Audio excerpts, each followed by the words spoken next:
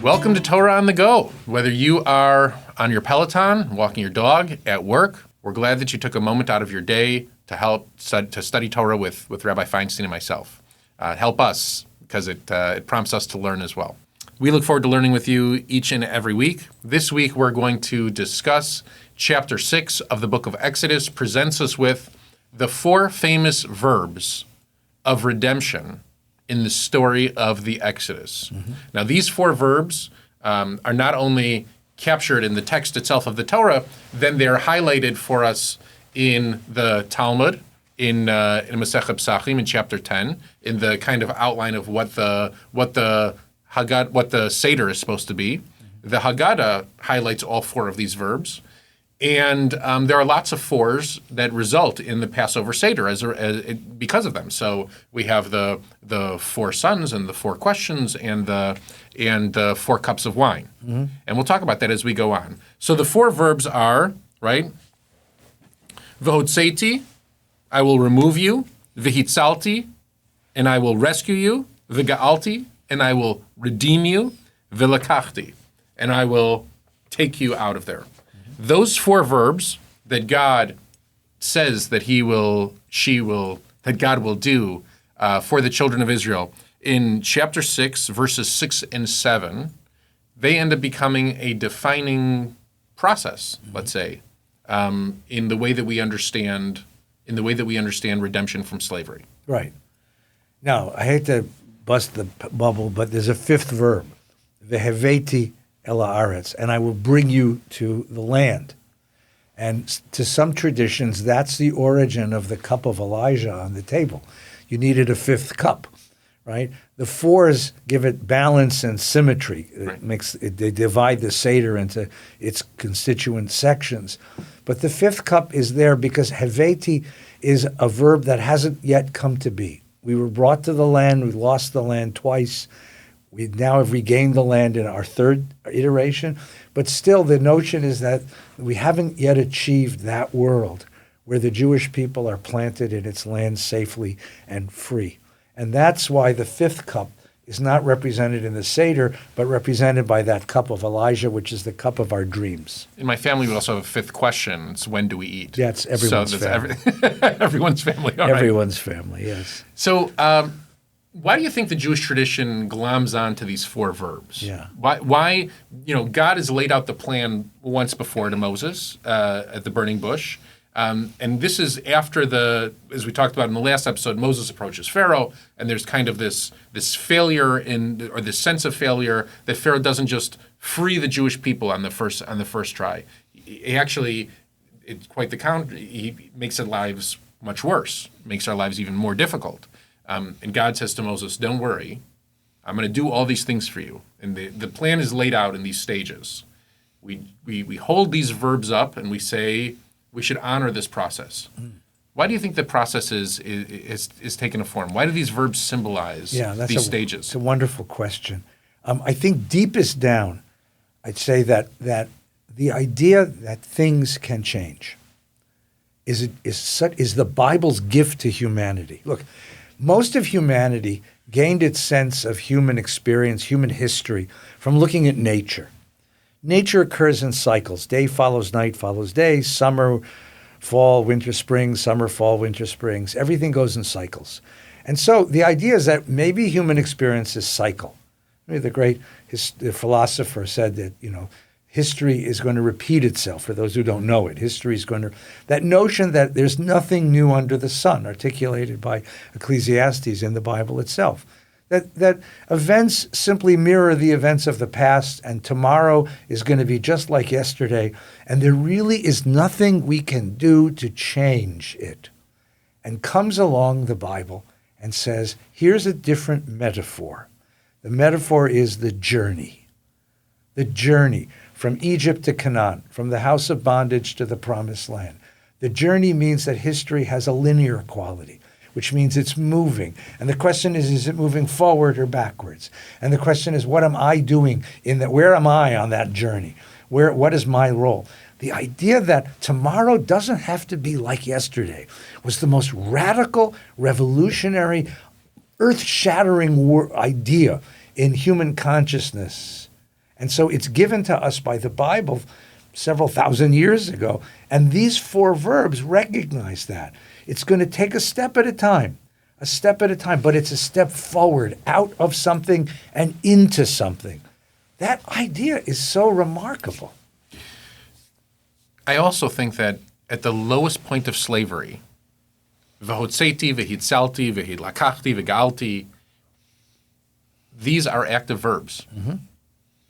These are active verbs that tell the Jewish people, you are not helpless. This world was created by an active God, by a creator God, and now I'm still that same force in the world, and that force runs through you. Mm-hmm.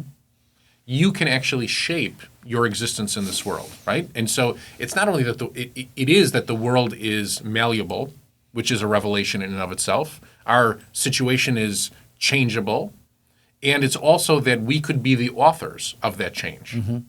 You could be the lowest slave in a societal order, and you still have a certain agency over what your life looks like. And you shouldn't forget that. You shouldn't forget that. God instills that in each of us, even the slaves. See, my dear friend, you are betraying your Zionist roots. Yes. Because the original idea was that God controls history. That's right. God is, but not active in history. God controls history. That's what the narrative is. It's lakachti. I will take you out and I will save you. And so for much of Jewish history, we said to ourselves, whatever's happening to us, this is the plan. This is God's plan. This is God's plan. Slowly, over Jewish history, we began to develop a second narrative. The rabbis do this in particular, where they said, well, it's God's control of history, but we do have some agency.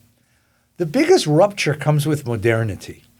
And the Zionists are some of the most powerful authors of that rupture, where they said, we're not going to wait anymore. We're not going to wait anymore for God to redeem us. The early Zionists, the thinkers and the activists, were kids raised in Orthodox religious traditional homes who knew this, who knew the theology. And they said goodbye to their parents, goodbye to that tradition, took off their yarmulkes and shaved their beards, changed their names, started speaking Hebrew instead of Yiddish, moved to the land of Israel, and started building the land to say, it's God is waiting for us.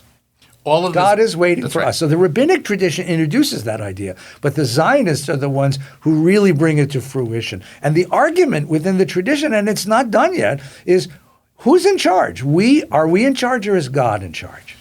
So, because I don't want people to think that I'm betraying anybody, but no. I mean betraying. Right. I mean you're revealing your right. Zionist roots. That's what I meant. David Green becomes David Ben Gurion. Right. Right. And David, I would challenge anybody to go find a picture of David Ben Gurion wearing a kippah or a tallis or anything like that, right?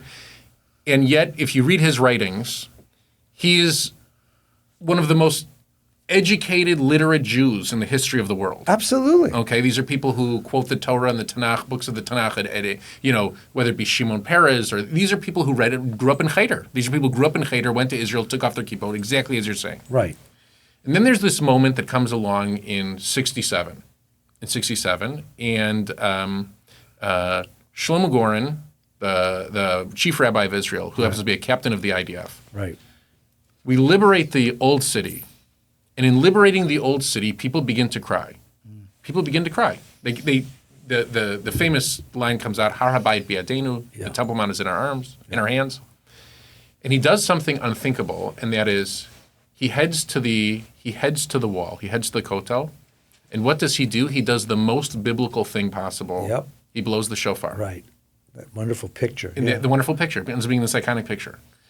And I think that ends up introducing a new kind of, let's call it moderate, or a new synthesis of thinking. This is where I sit, and we could debate this some other time as well, or now. And the idea is God gives us that strength. The verbs, coming back to the verbs, God gives us that strength. Where does this generation of chalutzim, of pioneers, where does that change come from? Right. It comes from the idea that they recognize somehow these verbs also apply to them. That's right. It also applies to them. Exactly like Moses somehow came to the slaves and said, guys, we are going to enact these verbs, these acts of possibility to people who didn't think that it was possible. Those chalutzim came from all over the world, from communities that did not think it was possible, came to Israel and said, it's possible. Mm-hmm. And that whole process culminates in the blowing of the shofar in the old city at the base of the Kotel, and says, throughout all of this was all possible because of a divine spirit, of a plan, of an inspiration, of a small, delicate voice that spoke inside of us, the same voice that's been speaking inside of us for thousands of years. Yes, that's beautiful, because you're exactly right. There's two great questions that these verbs raise. Number one is the question of, is there a God in history? Does God have agency, power over history? Does God determine history? Does God influence our history? Can we detect a God in our history? And it became agonizing to ask that question after the Shoah, of course. And so the question now is, in modernity, can we still believe in a God of history? And the second question, which is the one that you've raised so beautifully, your interpretation is lovely, which is, what is the relative responsibility of God in history and our agency? The Zionists turned to their grandfathers and grandmothers and said, we love you and we respect you, but your passivity in the face of destruction That's right. and exile is too much for us. We're going to go and build the land ourselves. We're going to break away from your tradition. And the grandparents, some of them supported them. David Ben-Gurion's father was supportive. Others rejected them, sat shiva for them, because their idea was that the way that you impel God to bring redemption is to sit quietly in diaspora, be pious, accept all the destruction that comes our way, all the persecution, and wait for Mashiach. And the Zionists said, no, we're going to bring Mashiach. And I think your synthesis is very beautiful, because the word you said was possibilities. Maybe it's not that God creates inevitabilities, but God creates possibilities. And for us, it's our responsibility to take up those possibilities and to see them fulfilled. That's a beautiful way to synthesize it. And isn't that the best version of the Seder? Isn't that what the Seder tries to instill in all of us, is this sense that we were slaves and now we're free, and we should appreciate the idea that the world holds possibilities for everyone.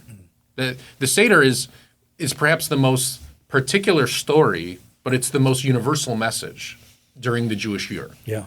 During the Jewish year. I mean, there's a lot of connections between that and the high holidays, in the sense that Rosh Hashanah holds out possibilities for the world, not only for the Jewish people.